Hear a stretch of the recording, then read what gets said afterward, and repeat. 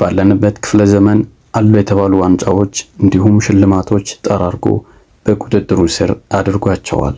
ከላሊጋ እስከ ባለ ትልቁ ጆሮ የአውሮፓ ሻምፒዮንስ ሊግ፣ ከኮፓ አሜሪካ እስከ ዓለም ዋንጫ፣ ከባርሴሎና እስከ ፒኤስጂ፣ ከፒኤስጂ እስከ ሚያሚ እንዲሁም በብሔራዊ ቡድን ያላሳካው ያልደመቀበት የሽልማት መድረክ የለም። የ8 ጊዜ የባላንዶር አሸናፊው የእግር ኳሱ ጥበበኛው ንጉሱ ሊዮኔል አንድሬስ ሜሲ። በሌላኛው ጽንፍ ደግሞ ራሱ ሊዮኔል አንድሬስ ሜሲ በስፔን ባርሴሎና እያለ በአንድ ወቅት አንድ ሕፃን ልጅ አቅፎ አጥምቆ የኳስን ጥበብ እፋለበት። ሕፃኑም በላማሲያ ኳስን እየፈጨ ከኩዮቹ ጋር ኳስን እየተራጨ ኳሱን ይዞባቸው በሌባና ፖሊስ እያሯሯጣቸው አድጎ የባርሴሎናን የቁርጥ ቀን ልጅ መሆኑን በተደጋጋሚ አስመሰከረ።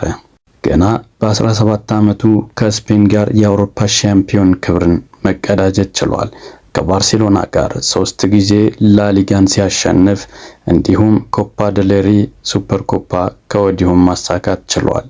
አልጋ ወራሹ ላሚን ያማል እነሆ ደቂቃዎች ሰዓታትን፣ ሰዓታቶች ቀናትን፣ ቀናቶች ሳምንታትን፣ ሳምንታቶች ወራትን፣ ወራቶች ዓመታትን ተክተው ተጠማቂው አድጎ አጥማቂውን የገጠመበት ፍልሚያ በትልቁ የእግር ኳስ መድረክ ላይ ለመንገስ እርስ በርስ ተፋጠጡ። በመጨረሻም ኳስ አፋውጥታ አዲስ ንጉስ በምድር አሜሪካ አንግሳ ንጉሷን ድጋሚ መንገስ የለም በሚል ሾርኔ በይፋ ሸኘችው።